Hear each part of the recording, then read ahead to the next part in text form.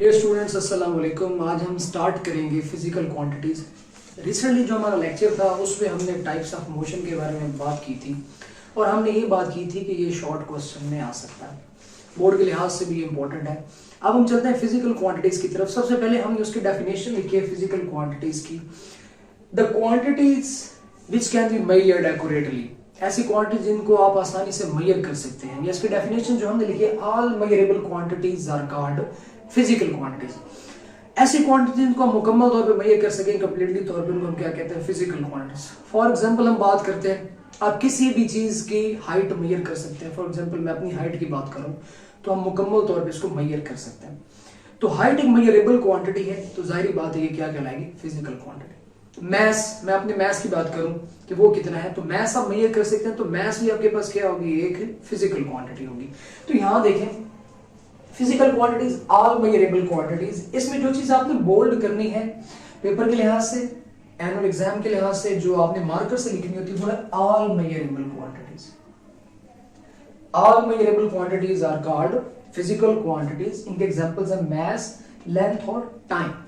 Physical quantities को दो categories में डिवाइड किया गया। पहली है स्केलर, दूसरी है वेक्टर। नाम एक बार फिर से देख लें, एक को स्केलर क्वांटिटी कहते हैं और एक को वेक्टर क्वांटिटी। दोनों को आप मेजर कर सकते हैं क्योंकि ये दोनों किसकी टाइप है, फिजिकल क्वांटिटीज की टाइप है। ठीक है, अब हम चलते हैं स्केलर की डेफिनेशन की तरफ, इसके एग्जांपल की तरफ। डेली लाइफ में इसमें इसके कौन से एग्जांपल्स हैं उनके बारे में जानते हैं।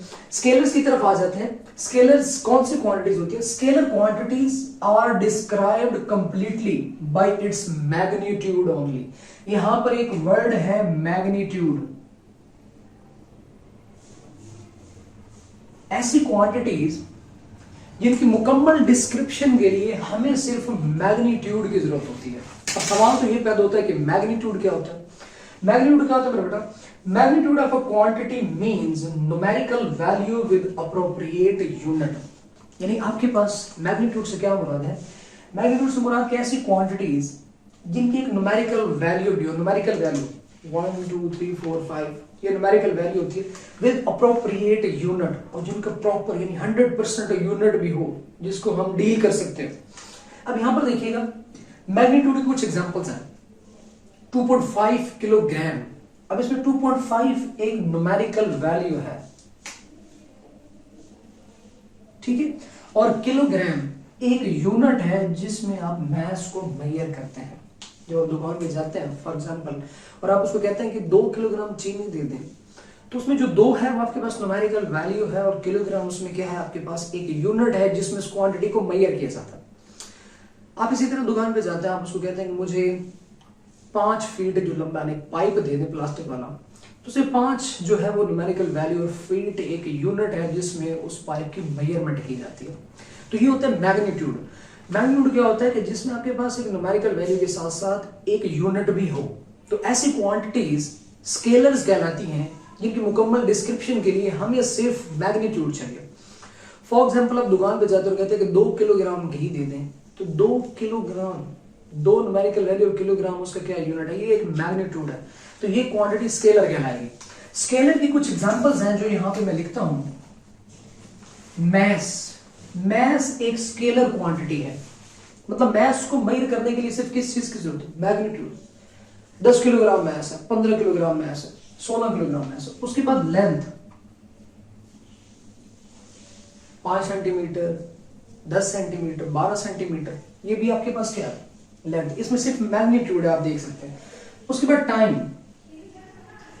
5 सेकंड हो गया, 10 सेकंड हो गया, 12 सेकंड हो गया, 20 सेकंड हो गया। अब देखिए इसमें न्यूमेरिकल वैल्यू के साथ साथ हम एक यूनिट भी लगा रहे हैं जिससे इस क्वांटिटी को क्या कहते हैं। ये सारी जो मैंने आपके सामने लिखी है, ये किसके एग्जांपल है, स्केलर क्वांटिटीज। ऐसी क्वांटिटीज जिनको मेजर करने के लिए सिर्फ मैग्नीट्यूड पे हमारा काम या गुजारा चल सकता है, वो क्या कहते हैं, स्केलर्स। दूसरी तरफ आती है वेक्टर्स। ये क्वांटिटीज इंपॉर्टेंट है, हमारी डेली लाइफ में भी इंपॉर्टेंट है, और फिजिक्स में तो काफी अहमियत है हमें।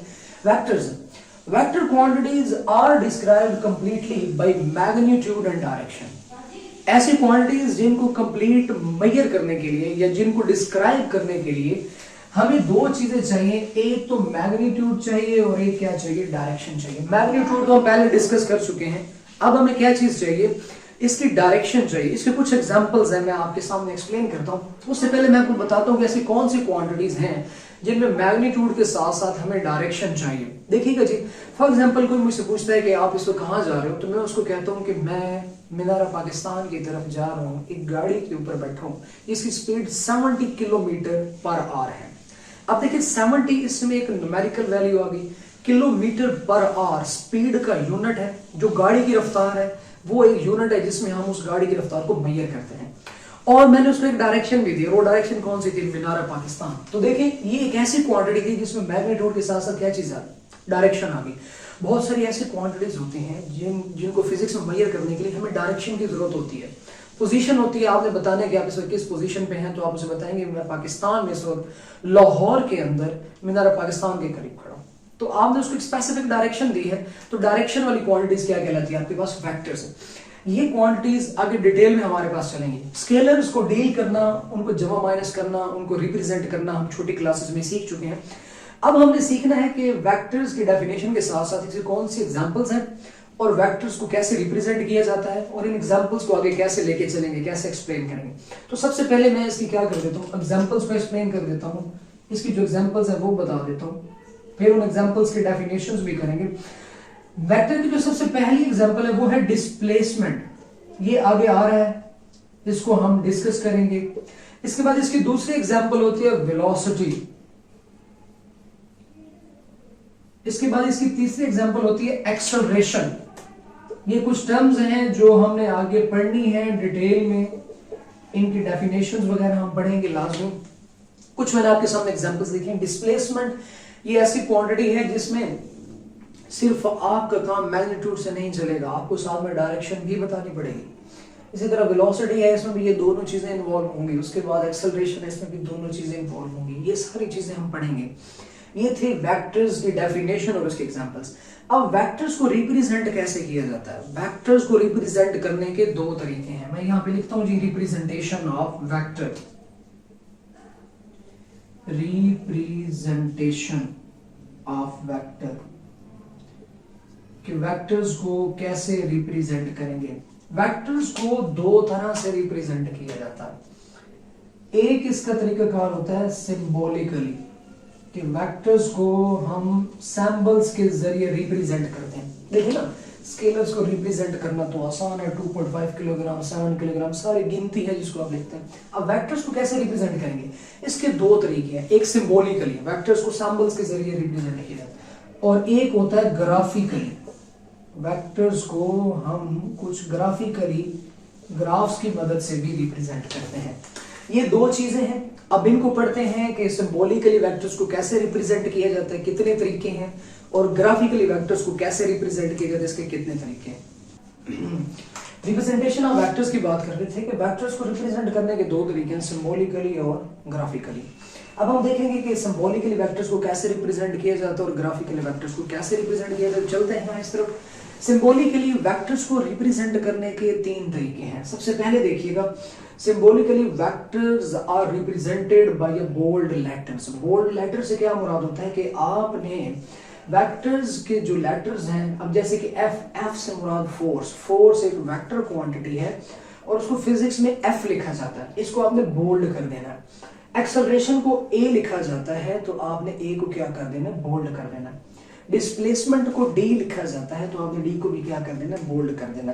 तो आप ये देख सकते हैं कि वेक्टर्स को सिंबॉलिकली आप बोल्ड लेटर से रिप्रेजेंट कर सकते हैं। अब मसला ये है कि बोल्ड करने से होता क्या है, बोल्ड जब आप करेंगे तो डेफिनेटली आपकी इंक भी ज्यादा लगेगी, आपका पेज भी खराब होगा। पेन से बार बार बोल्ड करेंगे, तो ये वाला जो मेथड है ये सिर्फ बुक्स के अंदर यूज किया जाता है। आप भी कर सकते हैं, इसमें कोई मसला नहीं है, लेकिन इससे क्या होगा, आपका टाइम भी ज्यादा होगा, आपकी इंक भी ज्यादा यूज होगी, आपका पेज भी खराब होगा। तो बोल्ड लेटर्स को फिर इतना ज्यादा यूज नहीं किया जाता, सिर्फ बुक्स में यूज किया जाता है। उसके बाद वेक्टर्स को सिंबॉलिकली रिप्रेजेंट करने का जो दूसरा तरीका वो है कि आप इनके ऊपर बार लगा दें, बार ऑन सैंबल्स। उनके सैंबल्स के ऊपर, फोर्स के सैंबल के ऊपर क्या लगा दें, आप बार लगा दें। ठीक है। एक्सेलरेशन के सैंपल के ऊपर क्या लगा दें, बार लगा दें, और डिस्प्लेसमेंट के ऊपर, ये भी वेक्टर्स को रिप्रेजेंट करने का एक तरीका है। लेकिन मसला ये है कि जब हम लिखते हैं कॉपी के ऊपर तो समटाइम हमारे पेन से इस तरह की कुछ लाइंस लग जाती हैं जो कंसिडर की जाती हैं कि ये वेक्टर्स है। मे भी हो सकता है कि वो क्वांटिटी एक स्केलर हो, वेक्टर ना हो, तो इसलिए ये तरीकाकार भी इतना ज्यादा यूज नहीं किया जाता, क्योंकि बाज़ औक़ात पेन से बाहर कहीं ना कहीं लग जाता है।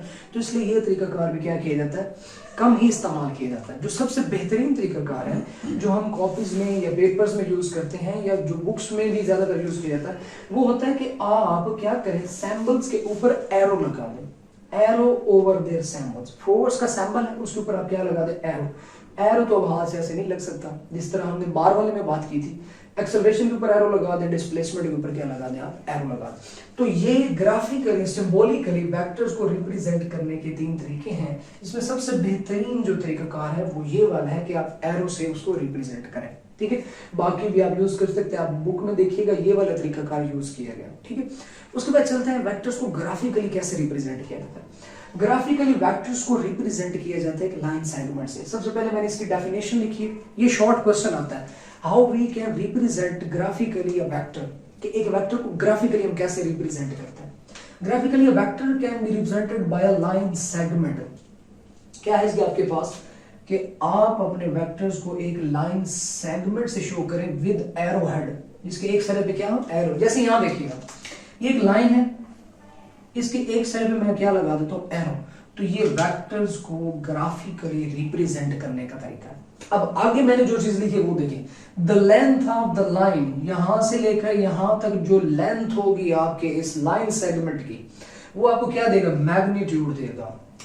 वो आपको क्या देगा, मैग्नीट्यूड। मैग्नीट्यूड क्या होता है हम पहले पढ़ चुके हैं। मैग्नीट्यूड जो न्यूमेरिकल वैल्यू होती है उस आदमी इसका क्या होता है, कुछ यूनिट होता है। फॉर एग्जांपल यहां से यहां तक हम कर लेते हैं कि ये 5 सेंटीमीटर की लाइन है। अब देखिए 5 इसमें क्या है, न्यूमेरिकल वैल्यू सेंटीमीटर इसका अप्रोप्रिएट यूनिट, तो इसने आपको मैग्नीट्यूड दिया। उसके बाद एंड एरो शो डायरेक्शन, और ये जो एरो है ये क्या रिप्रेजेंट कर रहा है कि आपका वेक्टर इस डायरेक्शन में है। आप यहाँ पे क्या लिखेंगे, ये आपको क्या डायरेक्शन देता है और ये आपको क्या देता है, मैग्नीट्यूड। तो आपने पहले पढ़ा था कि ऐसी क्वांटिटीज जिनकी कंप्लीट डिस्क्रिप्शन के लिए आपको क्या चाहिए, मैग्नीट्यूड और डायरेक्शन, उनको हम क्या कहते हैं, वेक्टर्स कहते हैं। तो ये देखिए ये डायरेक्शन हो गई, ये आपके पास मैग्नीट्यूड होगा, तो ये वेक्टर को सिंबॉलिकली रिप्रेजेंट करने का तरीका है। एक बार डेफिनेशन फिर से देखिएगा, graphically a vector can be represented by a line segment with the arrowhead. The length of line gives the magnitude and arrow shows the direction. तो ये वेक्टर को रिप्रेजेंट करने का ग्राफिकली तरीका है और ये शॉर्ट क्वेश्चन में आता है, ये आपने नोट फरमा लेना, ठीक है। तो एक बार फिर से देखिएगा, symbolically graphically representation of vectors, 3 तरीके इसके हैं, जिसमें आप क्या करेंगे, बोल्ड करेंगे, उनके ऊपर बार लगाएंगे और एरो, और यहाँ पे आपने लाइन सेगमेंट से रिप्रेजेंट करना है। ये आपका टॉपिक था कंप्लीट जो मुकम्मल हुआ, जिसमें हमने ये सारी डिस्कशन की। उसके बाद हम अगले टॉपिक में इन सारी जो मैंने लिखी हैं इसकी एग्जांपल्स, इनको डिस्कस करेंगे डेफिनेशंस और एग्जांपल्स के साथ। अल्लाह हाफिज।